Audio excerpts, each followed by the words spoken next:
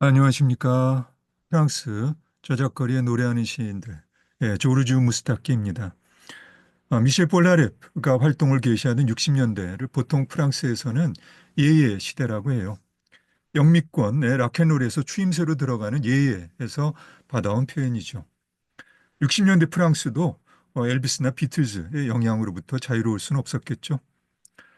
아, 그렇게 60년대를 특징 짓는 소위 신세대적 그러니까 청년 문화의 소란스러운 한복판에서 전통적인 음유시인의 분위기를 풍기면서 읊조리는 듯한 목소리로 자신의 모국어가 아님에도 시적 품격이 두드러진 프랑스어로 노래하는 이방인 싱어송라이터가 있었습니다. 그는 34년 이집트 알렉산드리아에서 태어난 조르즈 무스타키입니다. 그의 부모는 그리스계 유태인이었는데요. 그리스에서 시작해 이집트의 알렉산드리아 안착하기까지 지중해 지역 전역을 편력한 것으로 보입니다. 조르주 무스타키는 그리스어, 아랍어, 이탈리아어, 프랑스어를 능숙하게 구사하고요. 알렉산드리아를 중심으로 지중해 문화 전반을 포괄적으로 흡수한 특별한 감수성의 소유자입니다. 이러한 그의 감수성은 비교적 획일적인 느낌의 프랑스 샹송에 특별한 풍치를 더해주죠. 시간이 지날수록 그의 감수성은 다른 대륙까지 확대되어 그는 예의 세대들과 어우러져 프랑스 문화의 다양성을 확보하는 한 축을 담당하게 됩니다. 하지만 이방인으로서 그가 프랑스 주류 문화에 편입되는 일이 쉬운 일은 아니어서요. 작곡가 연주에서 출발한 그의 커리어가 싱어송라이터로서 빛을 발하게 되는 건 30살도 훨씬 넘은 1969년의 일입니다. 무명이었던 조르주 무스타키의 재능을 보고 힘을 실어준 사람들 중에 조르주 브라상스가 있습니다. 그의 격려가 고마웠던 무스타키는 조르주 브라상스의 이름을 따서 자신의 이름을 우리가 아는 조르주 무스타키로 바꿔요. 원래 그의 이름은 주세페 무스타키였습니다. 싱어송라이터로서 그를 세상에 널리 알리게 된 계기는 그가 69년에 발표한 노래 르 메떼끄입니다. 메떼끄는 외국인으로서 자기 나라가 아닌 다른 곳에 사는 사람을 말하는데요. 다양한 문화가 부딪히는 저작거리에서 노래하는 시인은 어떤 의미에서는 이방인이면서도 그 다양한 문화들이 서로 어우러지게끔 작용하는 촉매자이기도 하죠. 이런 맥락에서 르메떼크는 저작거리에 노래하는 시인으로서 조르주 무스타키를 소개하기에 좋은 곡이기도 합니다. 1985년 프랑스 시민권을 획득한 조르주 무스타키는 2013년에 세상을 떠납니다. 생전에 이미 많은 사람들에 의해 시인으로 추앙받은 그의 노래들은 음악적으로는 온 세상의 다양한 음악적 전통을 가름하고 문학적으로는 빛과 생명 그리고 자유와 진리를 표현합니다. 르메떼크는 저작거리에 노래하는 시인으로서 그의 초기 작품이면서도 내 생각에 그의 삶의 역정을 잘 보여주는 작품이기도 합니다. 한편의 노래입니다만 시와 시인은 둘이 아니라는 전제에서 르메떼크의 가사를 함께 살펴보기로 하죠.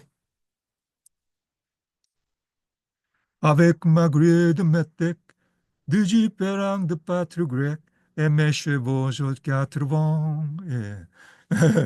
이렇게 시작합니다. 전체 가사예요. 난 낯선 이방인의 얼굴을 한 방랑하는 유대인이거나 그리스의 양치기 남자. 동서남북으로 흩날리는 머리칼과 옅은 갈색의 눈이 나에게 꿈꾸는 자 같은 분위기를 주지만 사실 난 별로 자주 꿈을 꾸지는 않아. 소뚜껑같이 시커먼 손을 갖고 있는 나는 음악가이자 불황자.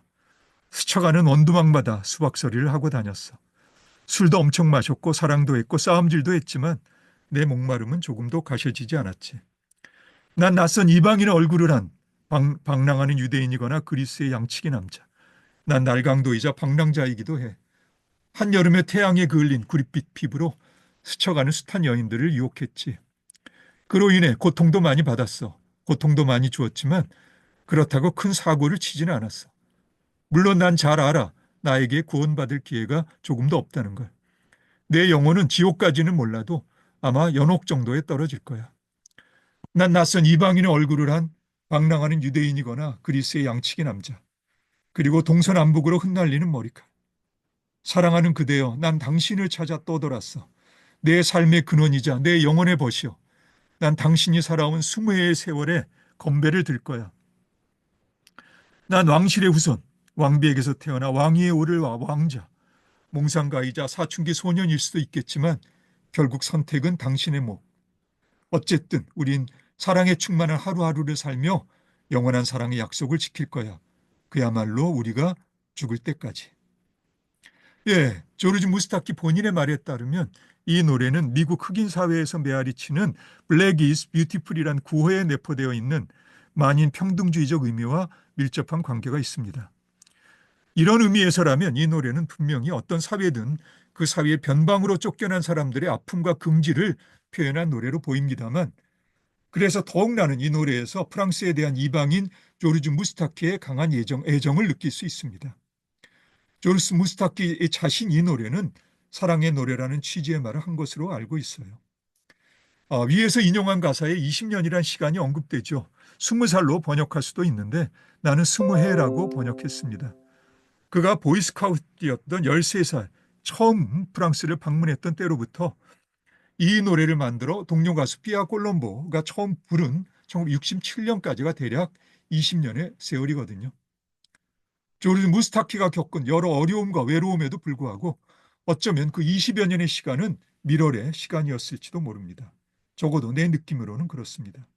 그리고 노래 가사로 볼 때 조르지 무스타키에게 밀월의 시간은 앞으로도 계속될 거예요. 실제로 프랑스에 대한 조르지 무스타키의 사랑은 그가 죽을 때까지 계속됩니다. 그렇다면 결론적으로 조르지 무스타키는 친애하는 프랑스의 저작거리에서 노래하는 이집트 출신의 유대계 시인입니다. 예, 그럼 이제 프랑스 저작거리에 노래하는 시인들을 알랭 바리에르로 마무리하겠습니다. 프랑스의 변방이라면 이집트 출신, 그리스계 유태인 말고도 프랑스 북서부에 위치한 브루타뉴라는 지역이 있습니다. 브루타뉴 지역은 프랑스어와는 구별되는 자신의 고유한 언어가 있는데요. 프랑스어 발음으로 브루타뉴를 브루똥이라 하므로 브루똥어라 하겠습니다. 그리고 당연히 브루똥어로 노래하는 싱어송라이터들이 있겠죠. 워낙 차별받는 언어라서 브루똥어로 노래하는 것만으로도 정치적인 의미가 있습니다. 브루똥어로 노래하는 싱어송라이터들 이름도 확보했는데 사실 이들의 이름 내가 제대로 발음하는지도 확실하지 않고요. 또 프랑스 남부 스페인과의 접경지 옥시타니아 지역에 오코로 노래하는 싱어송라이터들도 있습니다만 나에게는 이들을 소개할 만한 여력이 없습니다. 미안해요. 알사스든 코르시카든 아니면 이 세상 그 어디든 음악적으로 잘 알려지지 않은 변방에 있는 지역에서 그 지역의 고유한 언어로 저작거리에서 노래하는 시인들이 얼마나 많을까요? 그야말로 방방곡곡 면면천천의 저작거리에서 노래하는 시인들입니다. 벨기에에는 다른 언어들과는 구별되는 왈롱어라는 고유한 언어가 있는데요. 왈롱어로 노래하는 싱어송라이터 중에 줄로 보카르느가 있습니다. 그가 한 말을 인용할게요. 프랑스어는 또 하나의 사투리일 뿐이다. 단지 성공한 사투리인 거지. 이를테면 언어의 빌보드 차트에서 히트한 노래인 셈이라고나 할까? 예, 내가 프랑스 저작거리에서 노래하는 시인이란 소챕터를 마무리하고 싶은 싱어송라이터는 이런 맥락에서 브르타뉴 출신인 알랭 바리에리입니다. 근데 그는 브르타뉴 출신이지만 프랑스 주류 음악계에서 프랑스어로 활동한 싱어송라이터입니다. 내가 소개하려는 곡은 그가 1974년에 발표한 엉뽀에트 시인입니다. 이 노래는 79년 배인숙이 누구나도 그러하듯이 란 제목으로 번안해서 부른 노래의 원곡이죠. 내가 이 노래를 선택한 이유는 우선 브르타늄 이야기하는 맥락에서 브르탄 출신의 싱어송라이터가 자연스러웠고요. 그리고 우리 번안곡의 가사로는 짐작하기 어려운 원곡의 가사가 좋아서 소개하고 싶기도 했습니다. 앞서 첫 번째 프랑스의 저작거리에 노래하는 시인으로 샤를 뜨르네를 소개할 때 마무리곡으로 선택했던 시인의 혼 람데 포에트에 대한 응답이란 의미도 있어서입니다. 엠포엔느 빗바 트레롱떠 예, 이렇게 시작하죠. 자, 내 생각에 이 노래는 알랭 바리에르의 인생곡입니다. 그렇지만 알랭 바리에르가 저작거리에 노래하는 시인인지는 잘 모르겠어요. 사실 다른 어떤 노래보다도 이 노래를 부를 때 그는 훌륭한 싱어송라이터입니다만 시와 시인이 둘이 아닌지는 확신이 없습니다. 그만큼 가사는 멋진 문구들로 가득 차 있습니다. 한번 전체 가사를 한번 볼까요? 예. 시인이 그리 오래 살지는 못할 걸. 삶의 모든 순간들을 한 입 가득 음미하며 필요하면 한순간에 총의 탄창을 다 비워버리기도 하고 모든 거짓된 몸짓들과 모든 거짓된 거칠애들을 비웃으니 시인이 그리 오래 살지는 못할 수밖에. 그래서 시인은 그리 오래 살지 못한다네. 혹시라도 시인의 노쇠해진 모습을 본 적이 있거들랑 그건 분명히 그의 유령이거나 망령이거나 아니면 그가 마지막으로 열심히 준비한 장난질 같은 것. 시인은 그렇게 오래 살지는 못한다니까. 시인도 이따금씩 죽을걸. 문상객도 별로 없는 조촐한 장례식. 몇몇 벗들과 가까운 친지들 뿐. 뭔 대통령의 좋았다이와는 상관없지만 어쨌든 이따금씩이라도 시인의 죽음에 관한 소식은 전해지는 법. 당연히 시인도 때때로 죽는다니까. 유서 같은 건 당연히 없겠지. 뭐 역시나 무슨 유산을 둘러싼 다툼 같은 것도 없을 거고 그저 덩그러니 홀로 남겨진 동거녀만 옆을 지킨 채 어쨌든 이따금씩이라도 시인의 죽음에 관한 소식은 전해지는 법. 시인이 성가신 존재란 건 분명해. 절대 무슨 사리분별 같은 거 따져가며 생각하지도 않아. 아주 작은 불이라도 보이면 호통치고 어리석음과 사악함과 권력에 맞서다니 시인이란 대책 없이 성가신 존재들임에 분명해. 시인이란 대책 없이 성가신 존재들이라니까. 시인은 추방이나 고문 따위에 움츠려들지 않아. 최악의 상황에서도 펜에 잉크가 마르지 않아. 마지막 피 한 방울까지 짜내서 잉크로 쓸 테지. 시인이라 시인이 성가신 존재란 건 분명해. 시인은 아주 아주 오래 살기도 해. 앞서 내가 말한 반대로 말한 게 분명하지만 그런 게 말들인 거지. 말들이란 그런 거야. 수시로 바뀐다니까. 전에 그렇게 말했다고 해서 지금 그렇게 말할 필요는 없어. 그러니까 말할게. 시인은 아주 아주 오래 살기도 해. 시인은 아주 아주 오래 산다니까. 시인의 자녀들을 세워볼 필요도 없어. 오는 겨울과 오는 봄마다 수많은 아이들이 새로 태어나. 그렇게 선지자의 영광을 노래하면서 그러니 시인은 아주 아주 오래 살기도 해. 어떤가요? 이 노래 가사는 도서관에 꽂힌 시집의 시인만이 아니라 그대로 저작거리에 노래하는 시인에 관한 가사이기도 하네요. 다시 말하지만 알랭바리의 인생곡임에 분명합니다. 그리고 알랭바리에르가 2019년 세상을 떠났을 때 정부 고위 인사를 포함해서 많은 사람들이 그에게 경의를 표하고 조문한 것으로 나는 알고 있습니다.